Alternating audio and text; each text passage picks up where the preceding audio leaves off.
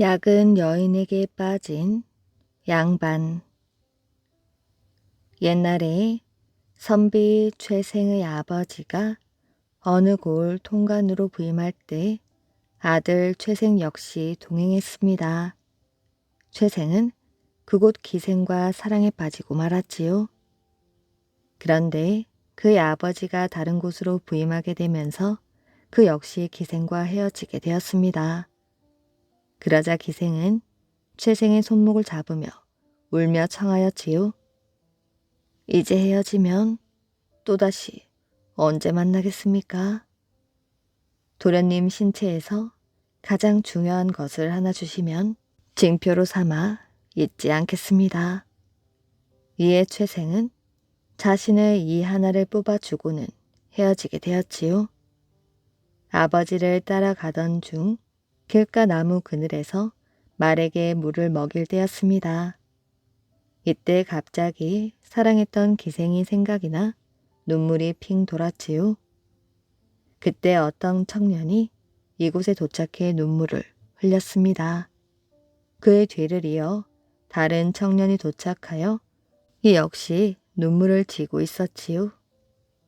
이들을 본 최생은 이상한 생각이 들어 물었지요. 너희들이 울고 있는 이유가 무엇인가? 예, 본인은 서울의 유명한 재상집에서 일하는 종입니다. 일찍 이 고을 기생을 사랑했는데 그 기생이 통관 아들의 꼬임을 받았을 때에도 예정을 잊지 못해 틈나는 대로 만났지요. 그런데 지금은 감사의 아들이 기생을 사랑하여 감금하는 바람에 할 수 없이 돌아와 우는 것입니다. 저는 그 기생에게 많은 재물을 주었습니다. 이제 통관집 도령은 서울로 돌아갔는데 감사의 아들이 그를 사랑할 줄 어찌 알았겠습니까? 그녀를 다시 만날 수 없음에 심장이 끊어지는 듯 했습니다. 이런 차지에 도련님께서 눈물 짓고 저 친구의 울음을 보고 저절로 눈물이 났습니다. 이들의 말을 모두 들은 최생은 기생의 이름이 무엇이냐고 물었지요. 그러자 두 사람 모두가 대답한 이름이 자신과 사귀었던 기생이었습니다. 최생은 깜짝 놀란 표정으로 말하였지요. 어이가 없구나. 미천한 것에 관심을 두었다는 내가 어리석었구나. 이렇게 말한 최생은 종에게 명하여 자신이 빼주었던 일을 다시 찾아오도록 했습니다. 그때 기생은 전대를 내놓으며 말하였지요. 난 네 상전의 이가 어떤 것인지를 모른다. 네가 알아서 골라가거라. 종이 전대의 속을 보자 그곳에는 수많은 이가 들어있었다고 합니다. 이것을 본 종은 어이가 없어 웃기만 했다고 합니다. 스님의 장인. 옛날에 한 농사꾼이 장에 나갔다가 돌아오는 길에 스님 한 사람을 만났습니다. 스님이 큼지막한 보퉁이를 들고 신바람을 싱싱 내며 걸어가기에 이렇게 물었지요. 스님께서는 무엇을 사가지고 가십니까? 오늘 장에 좋은 양고기가 나왔더군. 갖은 양념을 쳐서 구워 먹으려고 사간다네. 아니, 스님께서도 고기를 드십니까? 농사꾼이 깜짝 놀라 이렇게 물으니 스님이 몹시 당황했던지 얼버무린다는 것이. 아니, 누가 고기를 먹고 싶어서 먹나? 절에 좋은 술이 있지 뭔가. 술 안주로야 양고기가 제일이지. 이렇게 말했습니다. 그럼 스님께서는 술도 드시나요? 농사꾼이 더욱 놀라 이렇게 물었습니다. 스님은 또 실수했구나 싶었던지 얼른 둘러대었지요. 그게 아니라 절에 손님이 와 계시지 않겠나? 나야 술을 안 먹지만 손님 대접까지 안 할 수야 없지 않은가? 그렇군요. 어떤 손님이신지 귀한 분인가 보군요. 농사꾼은 고개를 끄덕이고 한 곱이 넘긴 스님은 입에서 신바람이 났습니다. 귀하다마다 오랜만에 장인이 오지 않았겠나? 예? 방금 장인이라 하셨습니까? 장인뿐인 줄 아나 장모도 와 있는걸. 예? 그게 정말입니까? 스님이 그제야 아차 했는지 말꼬리를 슬쩍 돌렸지요. 이 사람아, 스님이라고 농담도 못하나? 나와는 인연이 있는 사람들인데 절에 좀 시끄러운 일이 있다는 소문을 듣고 찾아왔다네. 그랬군요. 산중의 절에도 시끄러운 일이 있다니 믿기지가 않는데요. 또 한 곱이 넘긴 스님이 가만히 있으면 좋을 것을 골치 아픈 일이라네. 글쎄 마누라하고 첩하고 대판 싸움이 붙었지 뭔가. 오죽했으면 장인 장모가 단판을 내겠다고 그 멀리서 찾아왔겠나? 예, 첩이라고요? 아, 이 사람아. 누가 첫째 첩 가지고 그러는 줄 아나? 얼마 전 얻은 둘째 첩이 말썽이라네. 지금도 대판 싸우고 있을지 모르니 난 어서 가봐야겠네. 스님이 일하고 성큼성큼 앞서갔다는 우스운 이야기였습니다. 소가 없어지는 웅덩이. 옛날에 한양으로 올라가는 길목에 마을 하나가 있었습니다. 이 마을을 거치지 않고는 한양으로 가지 못하였다는 말이지요. 특히 한양으로 과거를 보러 가는 선비들은 이 마을이 하나의 통과 의뢰였는데 여긴 하나의 전설이 있습니다. 아주 오랜 옛날 이 마을 사람들은 원래 300m쯤 떨어진 마을에서 살고 있었지요. 마을 이름은 괴삿 마을이었는데 괴사터의 줄임말로 호랑이가 자주 출몰하여 호환을 입었다고 하여 붙여진 이름이었습니다. 괴산마을 근처에는 쇠둠벙소라는 곳이 있었지요.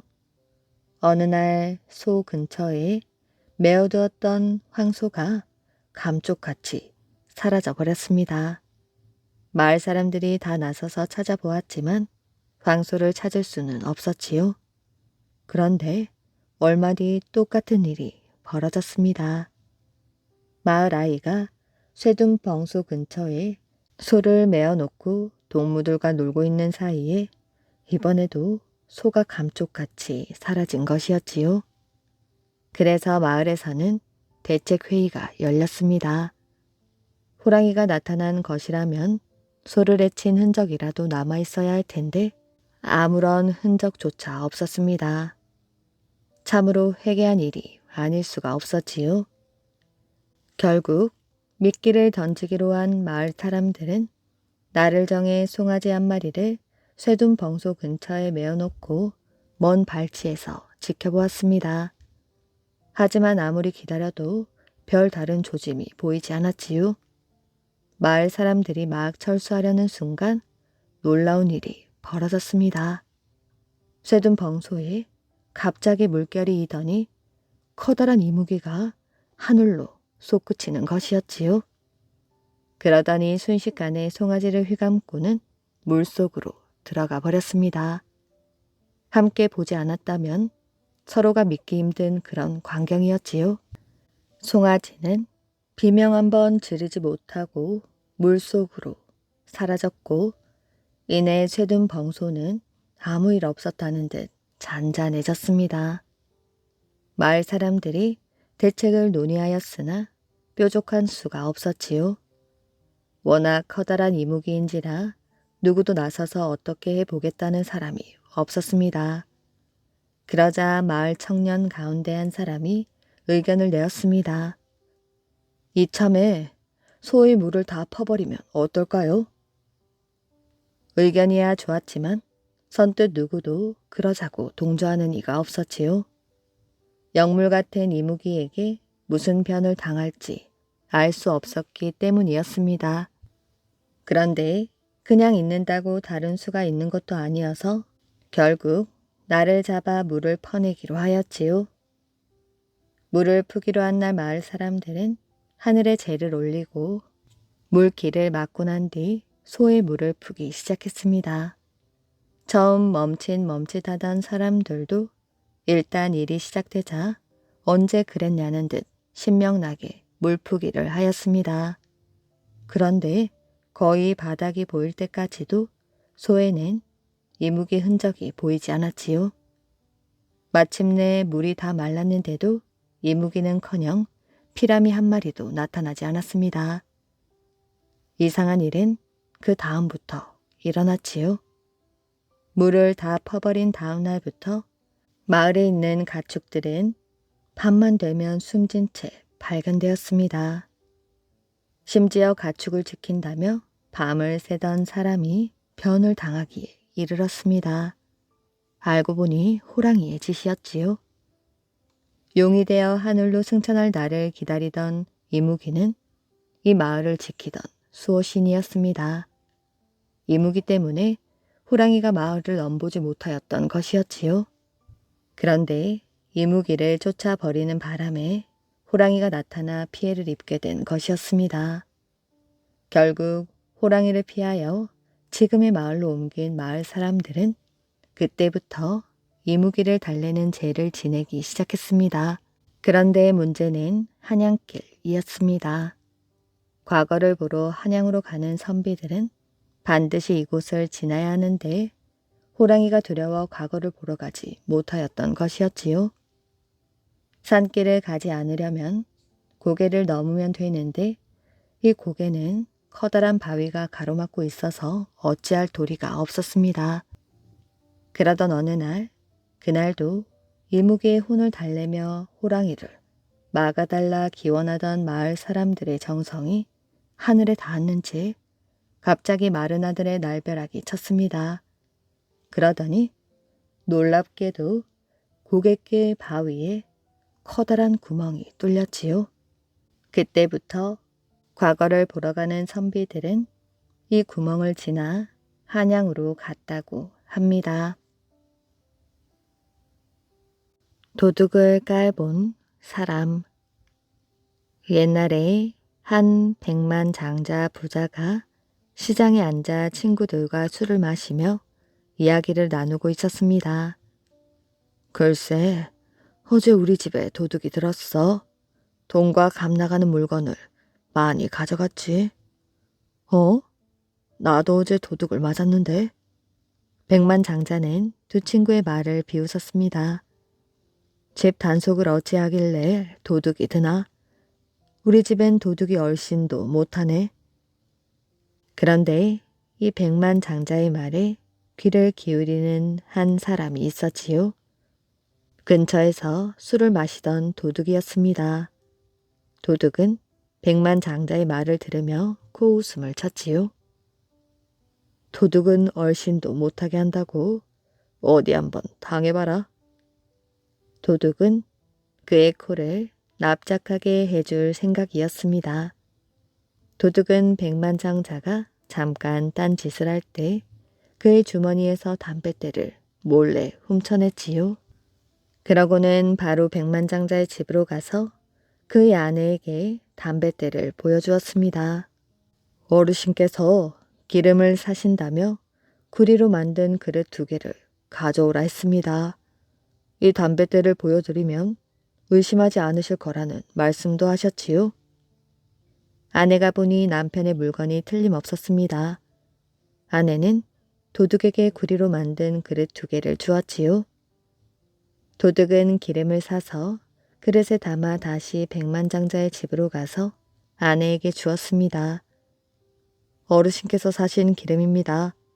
그리고 금은방에 가신다며 금화 1000냥을 가져오라 하셨습니다. 아마도 부인께 드릴 선물을 사시려는 것 같습니다. 내 선물을 사신다고요? 알겠어요. 잠시만 기다리셔요. 백만장자의 아내는 도둑의 말을 의심하지 않았습니다. 오히려 신이 나서 금화 1,000냥을 자루에 담아 주었지요. 도둑은 돈 자루를 메고 어디론가 사라져 버렸지요. 이런 사실을 모르는 백만장자는 여전히 친구들과 이야기를 나누고 있었습니다. 그러다 담배 생각이 나 주머니를 뒤졌지만 담뱃대가 보이지 않았지요. 백만장자는 자신이 담뱃대를 집에 놓고 왔다고 생각했습니다. 얼마 뒤 친구들과 헤어진 백만장자가 집으로 돌아갔지요. 부인, 내 담뱃대 좀 가져오구려. 무슨 말씀이세요? 그러지 말고 빨리 내 선물이나 줘요. 선물이라니? 내 선물을 산다고 금은방에 가셨잖아요. 그게 무슨 말이야? 자세히 말해보구려. 백만장자의 말에 아내는 집에 다녀간 남자 이야기를 낱낱이 말했습니다. 아내의 말을 모두 들은 백만장자는 화가 나 펄쩍펄쩍 뛰었지요. 도둑이야 도둑. 앉아서 도둑을 맞았다고. 백만장자는 그 길로 도둑을 잡으려고 밖으로 뛰어나갔습니다. 도둑이 어디 있는지도 모르면서 말이지요. 그런데 백만장자의 집 골목에 도둑이 숨어 있었습니다. 도둑은 백만장자가 뛰어나오는 것을 보고 재빨리 그의 집 담을 넘어갔지요. 어서 황금칼을 던지세요. 어르신께서 도둑을 잡았어요. 도둑이 달아나면 큰일이니 빨리 황금칼을 던지세요. 백만장자의 아내는 생각할 겨를도 없이 황금칼을 창문 밖으로 던져주었습니다. 도둑은 황금칼까지 챙기고는 만족한 웃음을 지으며 사라졌지요. 도둑을 잡지 못한 채 돌아온 백만장자는 그제야 황금칼까지 도둑 맞은 것을 알게 되었습니다. 그 뒤로 백만장자는 남의 이야기를 결코 비웃지 않았다고 합니다. 넋을 달래준 군수. 경남 함양군은 여시 여장군 묘가 있습니다. 여장군은 고려 말에 활약했던 인물로 그가 세상을 떠난 뒤 오랜 세월 동안 후손이 없어서 묘지를 관리하지 않았지요. 그런데 이상한 것은 함양 군수로 새로 부임해온 사람마다 첫날 밤에 죽고 말았습니다. 이렇게 되자 아무도 함양 군수로 오지 않으려고 하였지요. 그때 다른 지역에서 감사를 지내던 이서구라는 사람이 있었습니다. 그가 관직에서 쉬고 있을 때였지요. 그는 스스로 임금님을 배하라고 청하였습니다. 소인이 함양골 군수로 가겠습니다. 이렇게 자청하여 이서구는 함양 군수로 부임하게 되었습니다. 그는 담이 크고 용기를 타고난 사람이었지요.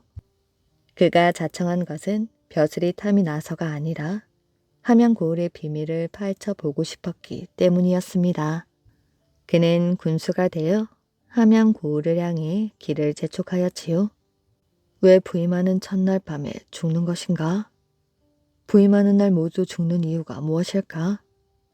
그들의 죽음은 한결같이 급사하였다는 것이었습니다. 그는 하늘 품은 귀신의 소행이 아닐까 하는 생각을 하게 되었지요. 함양에 도착한 군수는 동원 주변에 불을 많이 켜서 대낮같이 밝혔습니다. 그는 곡주 한 사발을 들이키고 동원에 앉아 한밤중이 되기를 기다렸지요. 그리고 마음을 단단히 먹고 앞으로 일어날 사태를 기다리며 책을 읽고 있었습니다. 조용하던 밤이 어수선해지는가 싶더니 갑자기 구름이 일고 천둥 번개가 치기 시작했습니다. 또한 바람이 불고 나무 가지가 흔들렸지요. 그러더니 대문이 흔들리기 시작하더니 동원 주변 촛불이 모두 꺼져버리고 말았습니다. 아무리 대담하고 용기 있는 군수라도 겁을 먹지 않을 수가 없었지요. 무슨 한이 있기에 이렇게까지 하는 것인가? 그때였습니다. 투구를 쓴 장군이 장창을 들고 갑옷을 입고 나타났습니다. 무서움 때문에 소름이 끼칠 정도였지요. 장군이 마루에 올라오자 군수는 자기도 모르게 자리를 비켜주었습니다. 나에게 절을 하라. 군수는 보통 장군이 아니라는 생각을 하고 그에게 절을 하였지요. 오늘이야말로 제대로 만났군. 그동안 함양 군수가 부임했다고 하여 내 소원을 말하며 한풀이를 하려고 했다. 그런데 그때마다 애송이 같은 것들이 겁을 먹고 죽어 이제까지 소원을 풀지 못하였다. 오늘에야 명관을 만났으니 내 소원을 말하게 되어 반갑구나. 장군은 계속하여 말을 이었습니다. 이곳에서 십리 밖에 있는 휴천골 목동이라는 곳에 내가 묻혀 있다. 나는 고려 때 외족과 싸우다 거기서 병졸들과 함께 전사하였지. 그곳에 있는 내 무덤이 허물어져 백골이 드러날 지경이야. 군수가 내 무덤에 손을 보고 제사를 지내주길 바란다. 그럼 나와 병졸들이 편히 영면할 것이다. 그 소원을 풀어달라는 것인데 군수들이 모두 죽고 말았지. 예, 제가 편히 쉬실 수 있도록 조치하겠습니다. 이렇게 말하자 벼랑간 여장군이 연기처럼 사라져 버렸습니다. 다음날 아침 아전들은 수의를 가지고 동원으로 돌아왔지요. 틀림없이 신임 원이 죽었으리라 생각하였던 것이었습니다. 그런데 군수가 큰 기침을 하며 방문을 열고 나오는 것이었지요. 오히려 아전들이 군수가 살아있는 것 자체가 더 이상하게 느껴졌습니다. 여봐라, 오늘부터 이 고을에 아무런 일도 일어나지 않을 것이다. 모두 정상적인 공무에 임하길 바란다. 그리고 이방은 노인 잔치를 할 수 있도록 술과 음식을 준비하고 이 고을 노인들을 모두 불러 모아라. 이렇게 하여 노인 잔치를 하면서 간밤에 나타난 여장군에 대해 노인들에게 물어보았지요. 그중 한 노인이 그 역사를 잘 알고 있었습니다. 군수는 휴천에 친히 찾아가 허물어진 무덤을 발견하였지요. 그러고는 봉분을 다시 고치고 비석과 상석을 장만하여 장군 묘답게 복구를 해 놓았습니다. 그러고 제사를 지내게 하였지요. 그 후 함양 고을은 잠잠해지고 아무 탈 없이 평화롭게 되었다고 합니다. 망둥어가 된 인어. 아주 오랜 옛날 깊은 바닷속에 화산으로 이루어진 왕국이 있었습니다. 왕국의 백성은 인어들로 아주 난폭하고 잔인한 왕의 지배를 받았지요. 왕은 바다 곳곳에 이런 경고문을 붙여놓았습니다. 왕궁 밖에서 수영하는 자는 추방. 인어들은 왕궁 밖의 세상이라고는 꿈도 꾸지 않았지요. 단 한 명 플럼만 빼고 말입니다. 플럼은 호기심 많고 대담하였지요. 바다 위 세상이 어떤지 몹시 궁금했습니다. 자신의 두 눈으로 보고 싶었지요. 그래서 기어이 바다 위로 나갔습니다. 플럼의 언니는 걱정에 잠겨 동생을 기다렸지요. 플럼은 잔뜩 들뜬 얼굴로 돌아왔습니다. 언니에게 선물로 보석 박힌 빛 하나를 주며 말하였지요. 배 위에 있는 생명체들이 온갖 희한한 물건들을 던졌어. 신기하지? 언니, 나랑 새로운 세상에서 재미있게 놀자. 플럼은 언니를 설득하여 다시 바다 위로 나아갔습니다. 모든 걱정을 잊고 노는데 배 한 척이 다가왔지요. 배 위의 생명체들이 뭔가를 던지며 소리쳤습니다. 플럼은 신이 나서 가더니 깔깔 웃고 재주를 부렸지요. 불안해진 언니는 다급하게 동생을 불렀습니다. 그런데 그때 갑자기 파도가 거칠게 일었습니다. 벼락이 치고 번개가 하늘을 가르더니 배가 흔들렸지요. 왕이 오고 있어. 도망치지 않으면 왕에게 잡히고 말 거야. 플럼은 겁에 질려 파도 밑으로 뛰어들었습니다. 하지만 몸이 움직이지 않았지요. 무언가 뒤에서 두 자매를 잡고 있었습니다. 감히 내 명령을 어기다니. 자매는 벌벌 떨며 용서를 구하고 왕이 자비를 베풀기만을 기도하였습니다. 하지만 왕은 자비와 용서라고는 모르는 자였지요. 이제 너희는 말뚝망둥어로 변할 것이다. 앞으로 1000년 동안 너희는 배로 기는 신세가 될 것이다. 왕은 지팡이를 흔들었지요. 그러자 무시무시한 소리가 들리더니 바닷속 화산들이 물을 뚫고 솟아오르기 시작했습니다. 바다가 뒤집힐 듯 요동을 치더니 화산이 떠올랐지요. 모든 것이 조용해졌습니다. 화산의 절반은 섬이 되었습니다. 뜨거운 태양이 내리쬐고 바닷물은 잔잔히 넘실넘실 거렸지요. 기절했던 자매가 눈을 떴습니다. 자매는 서로의 모습을 보고는 입을 다물지 못하였지요. 말뚱망뚱어가 눈을 멀뚱멀뚱 대고 있었던 것입니다. 이 이야기는 싱가포르 섬이 생긴 전설 이야기입니다. 사냥꾼과 구두새. 옛날 어느 마을에 욕심 많은 구두새가 살았습니다. 구두새는 혼자서는 도저히 농사 지을 수 없을 정도의 많은 논밭을 가진 부자였지요. 그래서 그는 항상 일꾼들이 필요했는데 일꾼을 고용할 때에는 웃는 얼굴로 반기면서 온갖 아첨의 말을 다 하였습니다.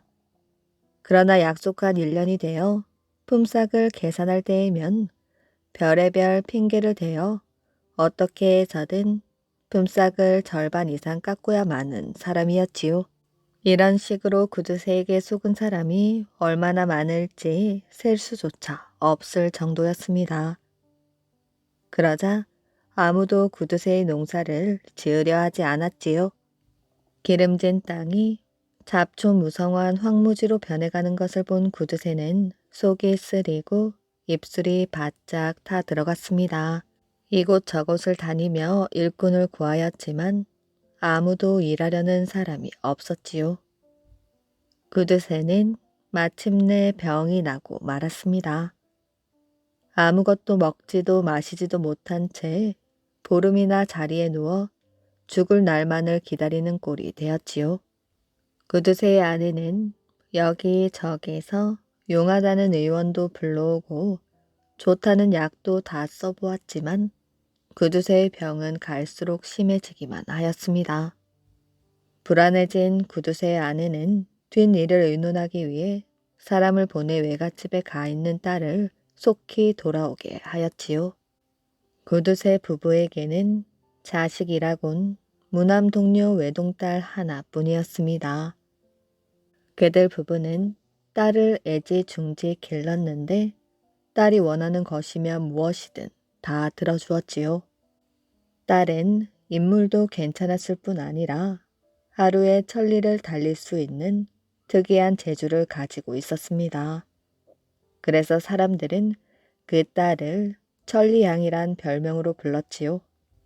천리양은 아버지가 위독하다는 말을 듣자 할머니 할아버지에게 인사도 하는 둥 마는 둥 그날로 집으로 달려왔습니다. 정신없이 방으로 뛰어 들어가 보니 누워있는 아버지 곁에서 어머니가 훌쩍거리며 울고 있었지요. 딸은 다짜고짜 어머니를 탓하였습니다. 울긴 왜 우셔요? 대체 무슨 병이에요? 왜 의원을 불러오지 않는 거예요? 이 말에 눈을 뜬 구두쇠는 딸의 손을 잡고 울먹이며 말했습니다. 얘야, 이제 끝났구나. 가난뱅이 머슴 하나 못 구해 저 넓은 땅을 놀리다니. 이제 우리 가문은 끝장이 났다. 이 일을 어쩌면 좋으냐? 그런 일로 아버님이 이렇게 되셨어요. 걱정 마셔요. 제게 방법이 있어요. 어서 일어나 무얼 좀 드시고 기운부터 차리세요. 구두쇠는 어디서 기운이 솟았는지 벌떡 일어나 앉으며 딸에게 물었어요. 얘야, 그게 정말이니? 어떤 방법인지 말해다오. 아버님, 제 별명이 천리양인 걸 잊으셨어요? 우선 아버님께선 사방으로 돌아다니며 방을 붙이셔요. 내 딸과 달리기 시합을 하여 이기는 사람에겐 황금 1000냥이나 딸 둘 중 하나를 주겠다고 말이지요. 그러나 지면 우리 집에서 10년간 공짜로 머슴살이를 해야 된다고 말이지요. 이렇게 하면 석 달이 못 가 우리 집은 머슴들로 가득 찰 거예요. 그러면 우리 집은 전보다 더욱 부자가 될 거라고요. 그 말을 듣고 난 구두쇠는 기뻐 어쩔 줄을 몰랐습니다. 언제 아팠냐는 듯 단번에 자리를 박차고 일어나 떠들어대었지요. 내 귀여운 딸이 애비 목숨을 구했구나. 그 후 세 식구는 한참 국리를 거듭한 끝에 각 고을마다 방을 써 붙이기로 의견을 모았습니다. 방이 나붙기가 무섭게 과연 늙은 구두쇠의 마당은 북적거리기 시작하였지요. 보기에도 우람하고 듬직한 젊은이들이 구두쇠의 집이 좁다 하고 사방에서 모여들기 시작한 것입니다. 구두쇠는 우선 그들에게 계약서에 서명을 하게 한 다음 시합에 나가도록 하였지요. 이 젊은이들 대부분은 특별히 돌아갈 집도 없는 그야말로 어떻게든 시합에 이겨 가난을 좀 면해보려는 욕심을 가지고 찾아온 사람들이었습니다. 달리기 시합의 출발점은 구두쇠네 앞마당에 마련되어 있었어요. 구두쇠네 집으로부터 60리 밖에 높다란 고개가 있었는데 그 고개 아래엔 차고 맑은 물이 솟아나는 샘이 하나 있었지요. 그리고 샘터 바로 옆에는 가지와 잎이 무성한 호두나무 한 그루가 있었습니다. 시합은 우선 샘터로 달려가 그릇에 샘물을 뜬 다음 호두나무잎 석장을 따서 그릇에 띄워 다시 돌아오는 것인데 조건은 딸보다 먼저 도착해야 하는 것이었습니다. 한 달이 지났지요. 그러나 부자의 딸을 이긴 사람은 단 한 사람도 없었답니다. 다시 석 달이 지났어요. 그러나 여전히 딸을 이긴 사람은 없었습니다. 시합에서 진 젊은이들은 하는 수 없이 구두쇠의 집에서 10년이라는 긴 세월의 머슴살이를 시작하였지요. 석 달이 채 못 되어 구두쇠의 집엔 50여 명의 머슴들이 들어왔고 반년이 못 되어 머슴의 수는 100여 명을 헤아리게 되었습니다. 구두쇠는 싱글벙글 웃으며 길을 걸을 때에도 신바람이 나서 흥얼흥얼 콧노래를 불렀답니다. 그렇게 몇 년이 흐르자 교활한 구두쇠는 드디어 둘째 가라면 서러워할 부자가 되었습니다. 마을 사람들은 그런 몹쓸 처녀는 천벌을 받아야 돼 하며 수군수군 거렸지요. 사실 사람들은 간사한 구두쇠보다 그 딸을 더욱 미워했습니다. 한편 백두산 골짜기에 곽시성을 가진 젊은 사냥꾼이 살고 있었어요. 어느 날 우연히도 구두쇠의 논밭을 지나게 되었습니다. 그런데 논밭 가득 건장하고 젊은 머슴들이 우글우글 모여 일을 하는 것을 보고는 이상한 생각이 들어 그중 한 사람을 붙들고 그 까닭을 물어보았지요. 머슴은 한숨을 길게 내쉰 후 자신들이 어떻게 해서 이곳에서 일을 하게 되었는지 하나도 빠짐없이 이야기를 해 주었습니다. 머슴들의 딱한 이야기를 다 듣고 난 젊은 사냥꾼은 어떻게 해서든 이들을 생지옥에서 구출해야겠다고 마음먹었지요. 그러나 이들을 구하려면 우선 천리양이란 발빠른 여자를 이기지 않으면 안 되었습니다.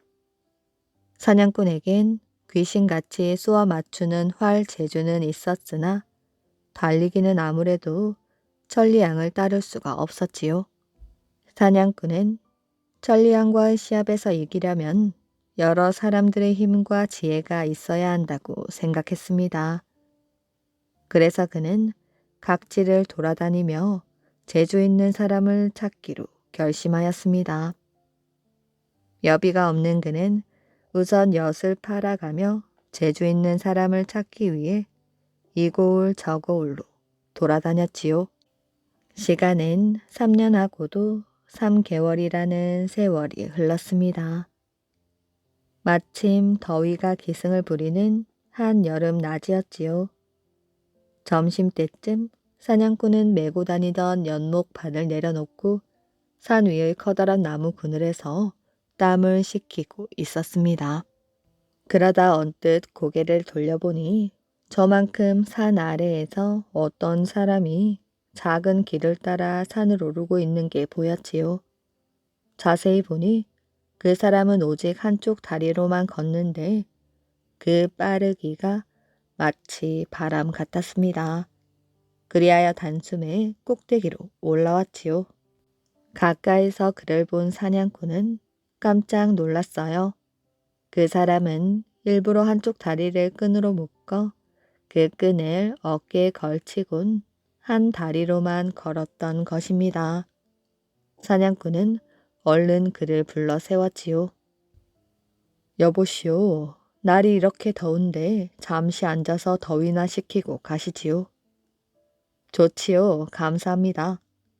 서로 간단히 인사를 나눈 뒤 사냥꾼은 그에게 왜 한쪽 다리로 걷는지를 물었습니다. 그러자 그 사람이 말하였지요. 자신에겐 보통 사람들과는 다른 재주가 있어 마음만 먹으면 하루에 2000리를 갈 수 있다고 했습니다. 그래서 사람들은 모두 그를 나는 새라고 한다는 것입니다. 한 발로만 걸어도 세상에서 가장 빠르다고 하였지요.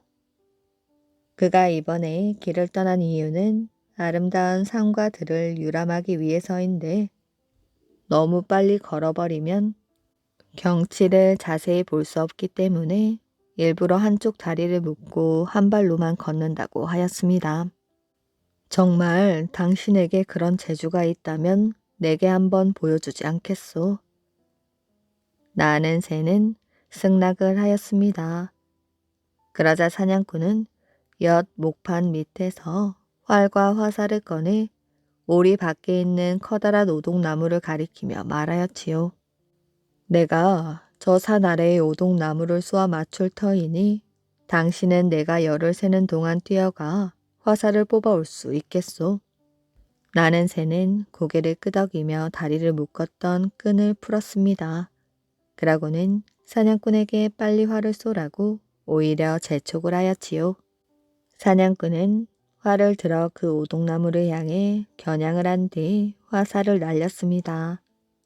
화살은 조금도 빗나가지 않고 정확히 오동나무 한 가운데 꽂혔습니다.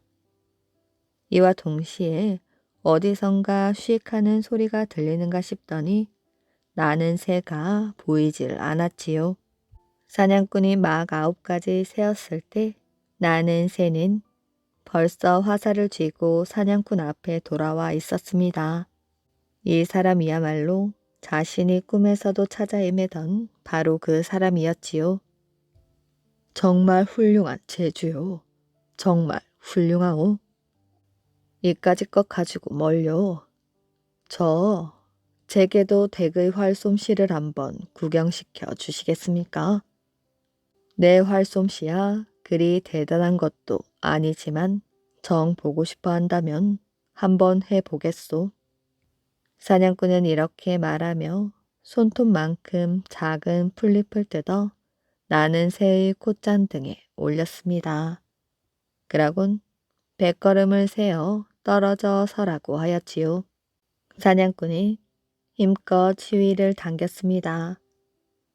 그가 시위를 놓는 순간 씩 하는 소리가 들려오더니 화살은 번개처럼 콧잔등을 스치고 지나갔습니다. 나는 새의 코에는 털끝만큼의 상처도 나지 않았지요. 사냥꾼의 활솜씨에 감탄한 나는 새는 사냥꾼에게로 달려와 앞으로 생사를 같이 할 의형제를 맺자고 하였습니다. 사냥꾼 역시 뛸 듯 기뻐하였지요. 서로 생년월일을 따져보니 사냥꾼이 더 빨라 사냥꾼이 형이 되고 나는 새는 동생이 되었습니다. 두 사람은 나무 그늘에 앉아 그동안 자신들이 겪어온 이야기를 하였고 이야기 도중 사냥꾼은 천리양의 이야기도 하게 되었지요. 그 말을 들은 나는 새는 화가 머리끝까지 솟아 당장 천리양을 찾아가 한판 승부를 봐야겠다며 펄펄 뛰었습니다. 형님, 염려 마십시오. 전 다리 하나만 가지고도 그 처녀 코를 납작하게 해줄 자신이 있습니다. 사냥꾼은 아무래도 마음이 놓이질 않았습니다.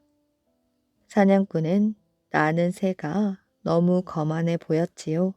만약 천리 밖을 내다볼 수 있는 눈을 가진 사람이 있다면 시합 도중 그 상황을 알려줄 수 있고 또 자신이 적절히 나는 새를 일깨워 준다면 얼마나 좋을까 하고 사냥꾼은 생각하였습니다.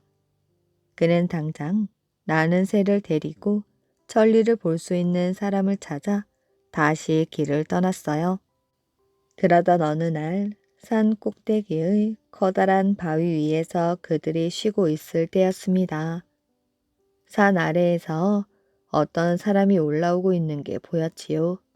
사냥꾼은 낯선 사람이 가까이 오자 인사를 건넸습니다. 여보시오, 담배나 한 대 피며 쉬다 가시오. 좋지요, 감사합니다. 자세히 보니 그 사람은 한쪽 눈을 천으로 가리고 있고 다른 한쪽 눈마저도 풀잎으로 가리고 있었는데 그 풀잎에는 작은 구멍이 하나 뚫려 있었습니다. 이상하게 생각한 사냥꾼이 물었지요. 어째서 한쪽 눈을 가리고 다니시오? 저는 좀 남다른 재주를 가지고 있습니다. 두 눈을 다 뜨면 1800리 먼 곳까지 보이고 한쪽을 가려도 500리 내외의 것은 다 보인답니다. 그래서 사람들은 절더러 천리 아니라고 부르지요. 만약 두 눈을 다 뜨게 되면 멀리 있는 것밖에는 보이지 않아 가까이에 뭐가 있는지 모른답니다. 그래서 일부러 이렇게 다니지요. 나는 새는 그의 말이 영 믿기지 않는다는 듯 천리안에게 엉뚱한 소리만 늘어놓지 말고 좀 더 진실한 사람이 되라고 빈정거렸습니다. 천리안이 화를 버럭 내었지요. 절름발이 주제에 사람을 놀린다고 생각했던 것입니다. 이 죽어마땅한 절름발이야. 그들은 서로 욕을 해대며 싸웠습니다. 사냥꾼이 그들을 말렸지요. 별 일도 아닌데 서로 싸우지들 마시오. 당신 말이 참인지 거짓인지 한번 시험해 보는 게 어떻겠소? 말을 마치자 그는 연못판에서 활과 화살을 꺼내 잘 겨냥한 후 심리 밖에 있는 백약나무를 향해 쏘았습니다. 그러곤 천리안에게 물었지요. 내가 쏜 화살에 나뭇잎이 몇 개나 떨어졌는지 말할 수 있겠소? 당신 화살의 나뭇잎이 모두 6개가 떨어졌는데 그중 하나는 벌레가 먹어 줄기만 남은 것이오.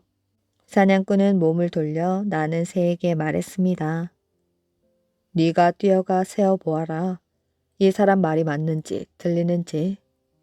나는 새가 백약나무에 달려가 떨어진 나뭇잎을 자세히 세어보니 과연 천리안이 말한 것이 하나도 틀리지 않았습니다. 나는 새는 급히 달려와 천리안에게 자기의 무례함을 진심으로 사과하였지요. 천리안도 나는 새에게 용서를 빌었습니다. 세 사람은 그 자리에서 의형제를 맺었지요. 사냥꾼이 큰형이고 나는 새가 둘째, 그리고 천리안이 막내가 되었습니다. 세 사람은 머리를 맞대고 어떻게 하면 고생하는 젊은이들을 구해줄 수 있을까 의논하였습니다. 의논을 마친 후 둘째는 전처럼 한쪽 다리를 묶고 막내는 한쪽 눈을 가린 채 큰형인 사냥꾼을 따라 씩씩하게 구두쇠의 집으로 갔습니다. 구두쇠는 젊은이 셋이 대문으로 들어오는 것을 보고 속으로 박수를 치며 우리 집에 또 머슴 셋이 느는구나 하고 기뻐하였습니다. 노인장, 저희들도 댁의 따님과 겨루어 보고 싶습니다. 세 사람은 방은 읽어보았나? 예, 읽어보았습니다. 딸아, 어서 나와보거라. 손님 몇 분이 너와 겨루어 보자 하신다. 잠시 후 곱게 화장을 한 아리따운 처녀가 나왔습니다. 처녀는 가소롭다는 듯 미소를 띠며 말하였지요. 어느 분이 먼저 저와 겨루어 보시겠어요? 우선 이 사람과 먼저 겨루어 보시지요. 사냥꾼이 나는 새를 가리키며 말했습니다. 아니, 두 다리가 멀쩡한 사내들도 모두 따라잡지 못하는데 당신이 어떻게 시합을 한단 말입니까? 지금 당장 시험해보면 될 게 아닙니까? 그때 구두쇠가 말하였지요. 그렇다면 우선 이 문서에 서명부터 하게. 약속대로 만약 이기면 황금 1,000냥과 내 딸 둘 중 하나를 마음대로 고를 수 있네. 시합에 질 경우에는 10년간 내 집에서 머슴살이를 해야 하네.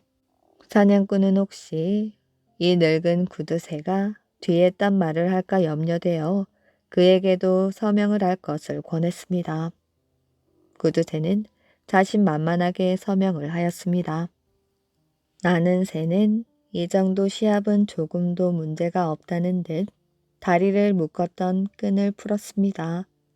사냥꾼은 경솔한 둘째가 행여 실수나 하지 않을까 하여 절대로 자만하지 말 것을 신신당부하였지요.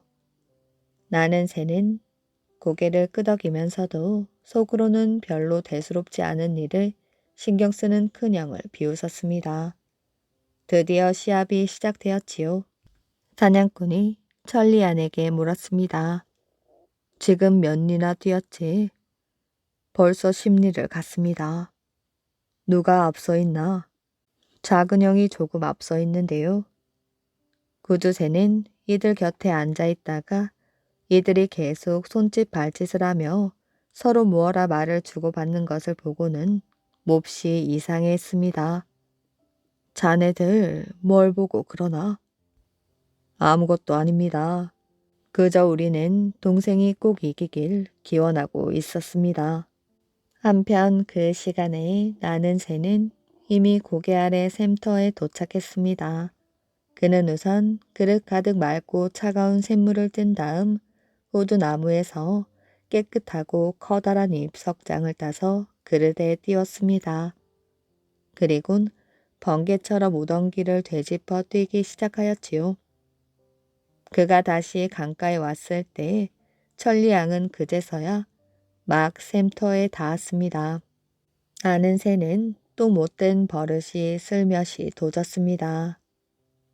내가 얼마나 뛰어난지를 진짜로 보여주마.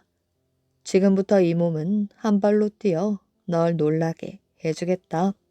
그러더니 강가의 모래톱에 앉아 주머니에서 끈을 꺼내 한쪽 다리를 묶었습니다. 이 모습을 본 천리안이 당황하여 사냥꾼에게 소리쳤지요. 그냥 큰일 났어요. 작은 형이 강가에 앉아 한쪽 다리를 묶고 있어요. 천리안의 말을 들은 사냥꾼은 활과 화살을 꺼냈습니다. 그는 천리안에게 둘째가 있는 곳의 위치를 정확히 들은 다음 힘껏 활 시위를 당겼지요. 화살이 나는 새에게로 날아갔습니다. 나는 새가 묶어놓은 끈을 정확하게 맞추어 끊었습니다. 나는 새는 갑자기 날아온 화살에 식은땀이 날 정도로 섬찟하게 놀랐습니다. 이때 천리양이 어느새 나는 새가 있는 곳까지 쫓아왔지요. 심술고약한 아가씨는 둘째 곁으로 오더니 그의 물그릇을 단숨에 발로 걷어찼습니다. 나는 새는 깊이 후회하였습니다. 그는 끊어진 끈을 힘껏 모래밭에 내동댕이 치고 얼른 빈 그릇을 집어들었지요. 그러곤 이를 악물고 있는 힘을 다해 다시 샘터로 뛰어가 물을 뜨고는 입도 다시 떠서 넣었습니다. 나는 새가 생전에 이토록 죽을 힘을 다해 뛰어본 적은 없었을 것입니다. 나는 새는 마침내 천리양을 물리치고 나뭇잎 석장이 떠 있는 샘물을 구두새 앞에 내놓았습니다. 그리고 조금 후 천리양이 숨을 헉헉거리며 마당으로 들어섰는데 그릇에는 물이 겨우 절반밖에 없었지요. 천리양은 구두새의 발 아래 털썩 쓰러져 큰 소리로 울기 시작하였습니다. 구두새는 깜짝 놀라며 황급히 새 형제 앞에 무릎을 꿇고 빌었습니다. 제발 한 번만 봐줘. 내 그대들에게 곡식 천석과 황금 만냥을 드리겠소. 그러니 제발 우리 딸아이만은 데려가지 마시오. 그럴 수는 없습니다. 우리 아가씨를 데려가야겠소. 그녀는 사람을 못살게 구는 못된 요물이라 남겨두면 다른 여러 사람들이 변하지 못할 것이오. 구두쇠네 세 식구는 머리가 땅에 닿게 빌며 애원했습니다. 그리고 앞으로는 사람을 못살게 구는 못된 짓을 하지 않겠노라며 맹세를 하였습니다. 그럼 한 가지 조건이 있소. 내가 부르는 대로 다시 계약서를 쓰는 것이오. 그 조건이란 지금 당장 이 집에서 일하는 머슴들의 품삯을 계산해주고 그들을 자기들의 고향으로 돌려보내는 것이오. 만약 안 그럴 경우엔 당장 당신의 딸을 데려가겠소. 구두새는 도리 없이 사냥꾼의 요구를 들어줄 수밖에 없었습니다. 품삯을 받은 젊은이들은 새 형제에게 고맙다는 인사말들을 한 후 신이 나서 각자의 고향으로 돌아갔습니다. 구두쇠의 창고에는 동전 한 입 남지 않았지요. 그는 벼랑간 알거지가 되고 만 것입니다. 구두쇠는 그만 우라병이나 끝내 사흘을 넘기지 못하고 죽었다고 합니다. 이야기 재미있게 잘 들으셨나요? 오늘의 이야기는 여기까지입니다. 오늘도 이야기를 들어주셔서 정말 감사합니다. 오늘도 편안한 밤 되시길 바랍니다.